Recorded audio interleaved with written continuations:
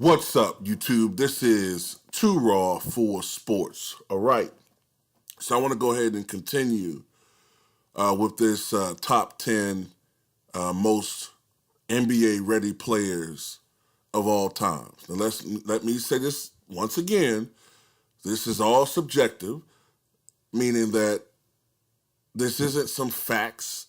I'm not so arrogant to think that what I feel is the absolute truth. This is just my opinion. That's what being a content creator is about. Saying your opinion. It's all good. People gonna have different lists. But these are just the people who I think were the most NBA ready players entering the NBA draft in the history of the league. So at number 9, I have Wes Unseld. All right. Wes Unseld was a winner throughout his career, whether in college or whether in the professional ranks. All right. In Louisville, Wes Unseld had a 60-22 record as a collegiate player. Unbelievable. 60-22 record.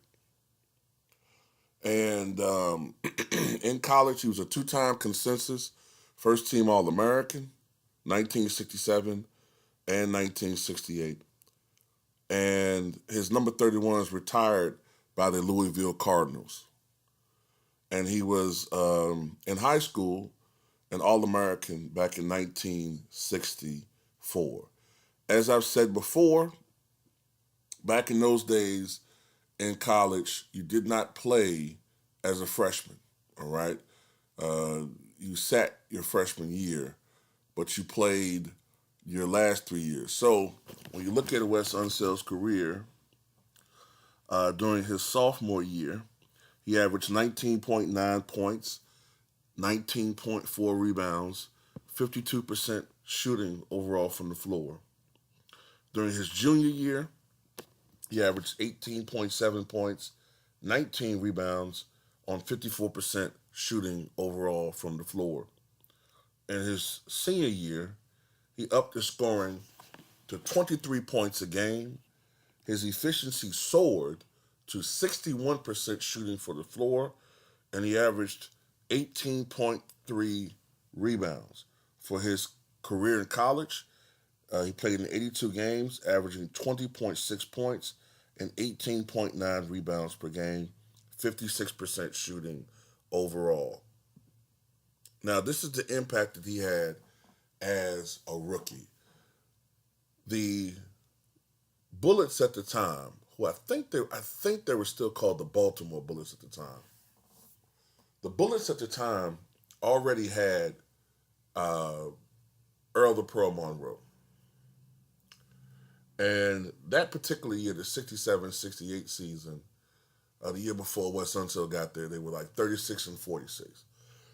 So they weren't a horrible team, but they were not a great team, even though they had one of the great college players in himself, in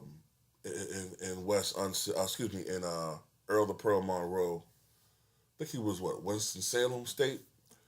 But when Wes Unseld joined the team, and for the 68-69 season, they went from 36 wins to 57-25, the best record in the NBA. The best record in the NBA. And Wes Unseld was so dominant his first year. Now, he didn't excel in scoring, as far as scoring average is concerned. He never was a guy that was going to give you 20 points a game. That wasn't his game. His game was rebounding, defense, passing, facilitating, and putbacks, and layups, and he wasn't a score first mentality guy, but he played winning basketball. He averaged 13.8 points per game, 18.2 rebounds per game, and 2.6 assists per contest. All right, which is rather high considering that you're playing on a team with Earl the Pearl Monroe. And he is only the second player in the history of the NBA to win the MVP award as a rookie. He won Rookie of the Year in 68 69 and MVP. All right? The only other player to do that was Wilton Norman Chamberlain. As a matter of fact, I saw a very interesting stat about Wes Unseld.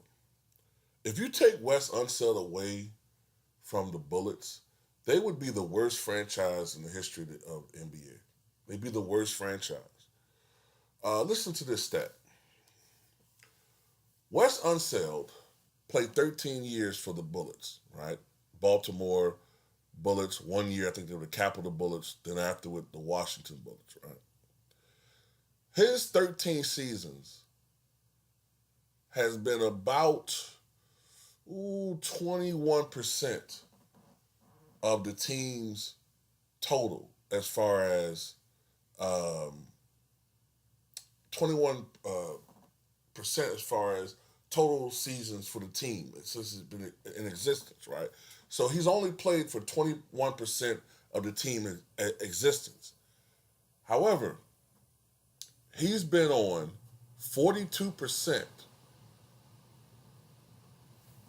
of the teams that won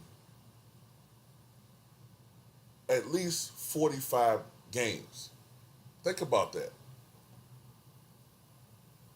He's only played in 21% of the team's existence, but he's been a part of 42% of the teams that have won at least 45 games. Which goes to show you how much the Bullets have sucked outside of when Wes Unseld and Elvin Hayes played for their team. Or really Wes Unseld, because Elvin Hayes wasn't there first.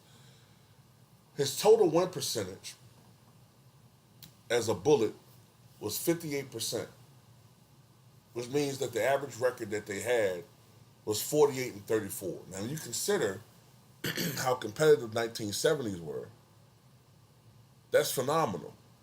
The Bullets was Wes Unseld's part of the franchise, went to 4 NBA Finals. 4, 1971, 1975, and back-to-back in 78 and 79, of course, winning it all back in 1978. So you may disagree.